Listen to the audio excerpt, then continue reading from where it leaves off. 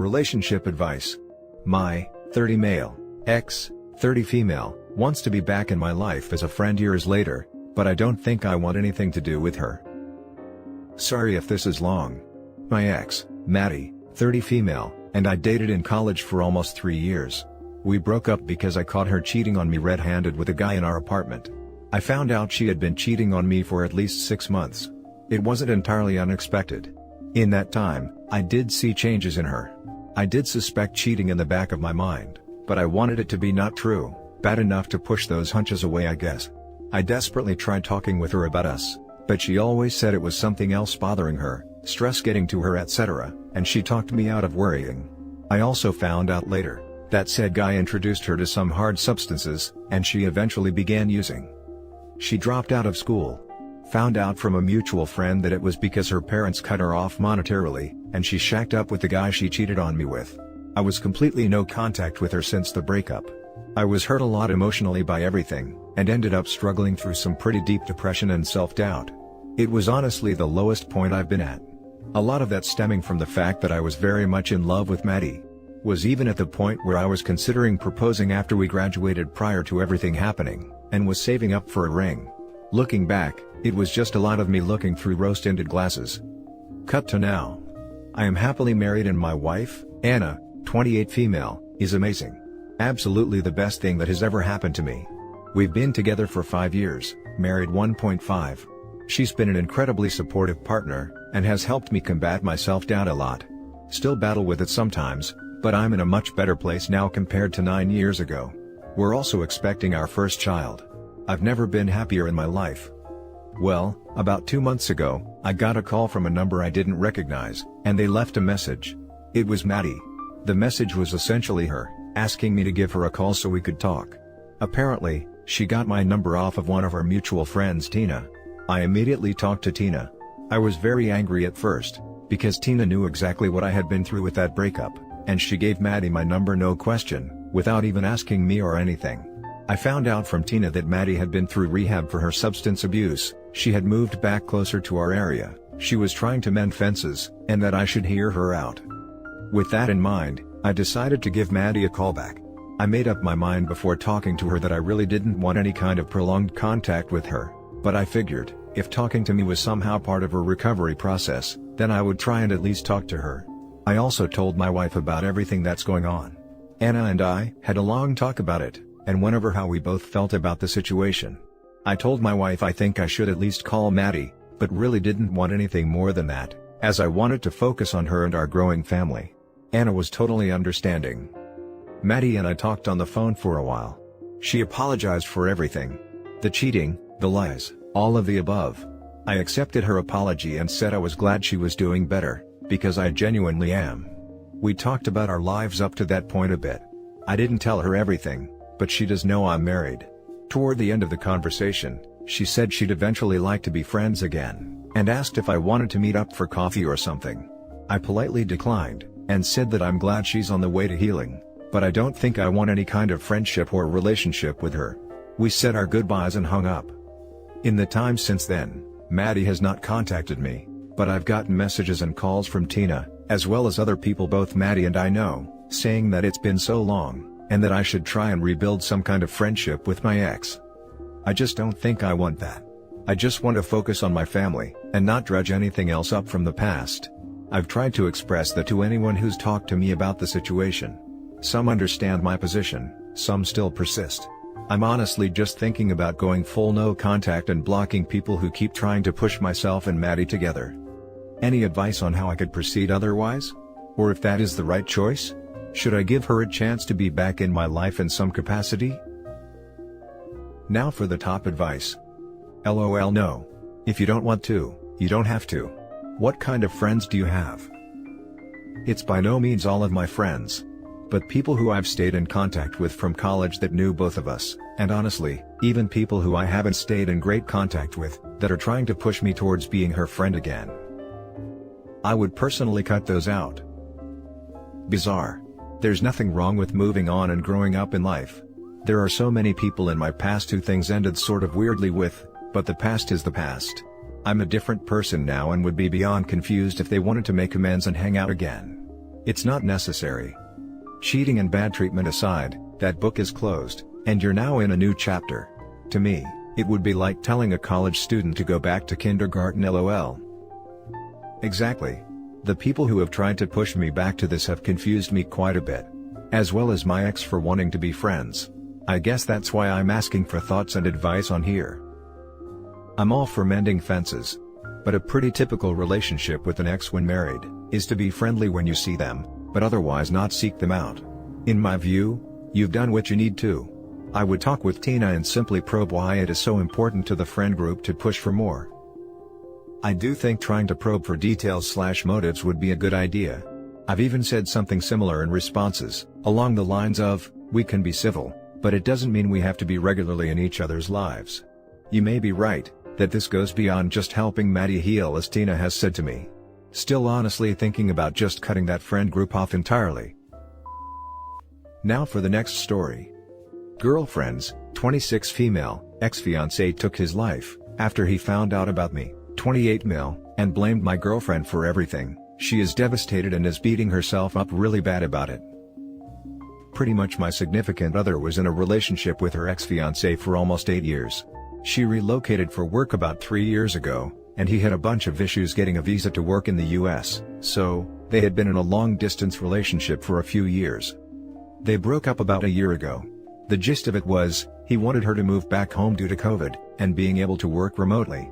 She did not want to move back home, and I don't know everything, but it caused them to break up. I met my girlfriend over a year and a half ago through work. Originally, it was more or less platonic, but after they broke up, we started spending a lot more time together. Eventually we started dating about 6 months ago, and since with COVID, we have pretty much been living with each other for the last few months. We get along great, and we had already started talking about moving in together because everything was going so well. 2 weeks ago, he apparently found out about us somehow, and stuff kind of went crazy. She started getting phone calls from him from all sorts of random numbers, basically begging her to talk to him. He sent emails from tons of different addresses, tried to message her on everything. Eventually, she wrote a long email pretty much explaining that she is happy, and she wants nothing to do with him ever again, and some other things. It stopped after that, until this weekend on Friday when we were in bed, it started up again. She ended up just turning her phone off on my suggestion, and we went to bed. On Saturday, she found out from her parents that her ex had taken his life that night. She had a ton of missed calls, and messages pretty much saying what is about to happen. One of her old friends also sent screen caps of the post her ex had made, where he said a lot of awful things about her, and a lot of untrue things. Since then, she has been beating herself up bad. She asked me to stay with her until Monday, where she said she wanted a night alone. Today I saw her and brought her favorite food, and she is a mess. She is beating herself up over this. I suggested talking to a mental health professional, but considering our city is flooded with COVID, the odds are she is not going to get much support in the short term. To make matters even worse, she has gotten a bunch of hate from friends/relatives of his on Facebook over this. I don't know what I am supposed to do, aside from being supportive. Now for the top advice. Please, just be supportive. Her ex was mentally unwell, they were no longer together. This was not her responsibility. Thanks, I am trying to be as supportive as possible and give her whatever she needs. It just kind of frustrates me that I feel powerless to do anything. My sister took her life after a relationship breakup. She texted him her plan, and he saw the message and didn't do anything besides saying please don't. I don't blame him at all for her death, she made her choice. Her disproportionate reaction was not his responsibility. I'm so sorry you and your girlfriend are dealing with this mess. It's not her fault. She'll probably be affected by this for a long time though. Seeing a bereavement psychologist to help her manage this grief would be a really good thing to do, as you suggested. Getting on a waitlist now will mean she will have some professional support in the future. It's never too late.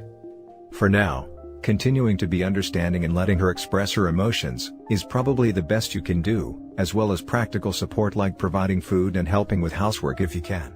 Keep reassuring her that it isn't her fault, but it's still okay and normal for her to feel however she is feeling.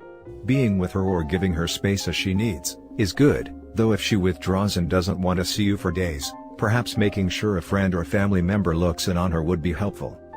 Perhaps turning her Facebook to private or suspending her account for a while might be a good idea, so she doesn't have to deal with the, frankly awful, unfair, nasty, messages from his family. My thoughts: if he blamed her for the incident, he most likely ended himself to hurt her, not because she didn't want him. I think she needs professional help to help her see that this isn't her fault. If it wasn't her, it could be someone or something else that he'd blame it on. I am self-ending. In my lowest, I hated my stepdad so much I wanted to hurt him, since I felt he didn't care about me.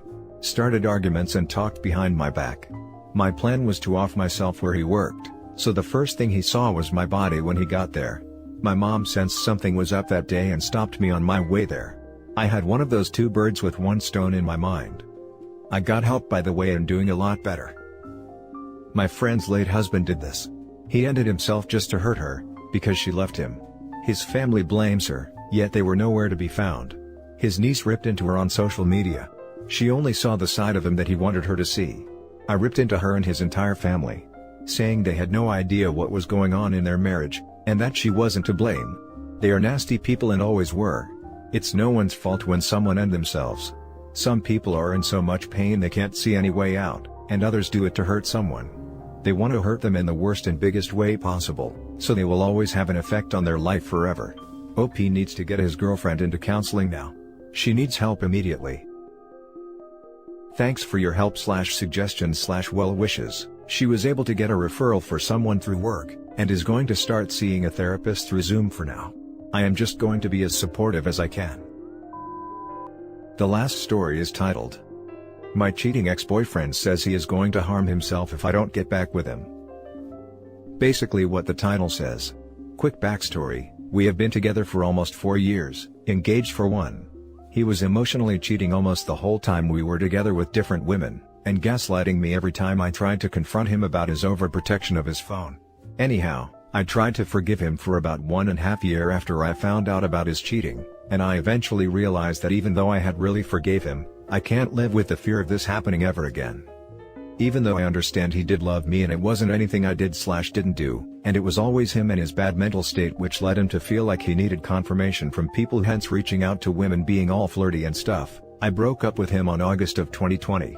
From that moment, we kept being in contact from time to time because we still love one another, and want the best for the other person. Today, he said he can't get over me and doesn't want to. Then he pleaded me to get back together with him. When I said I can't and I won't go back to him, he implied that he wouldn't be around for much longer then, and I was going to regret it sooner or later. So, I got all upset and said I would think about getting back together with him, and will answer him shortly. Thing is, I hate people who emotionally manipulate others, and can see them for who they are. But I don't think he did it all together to manipulate me.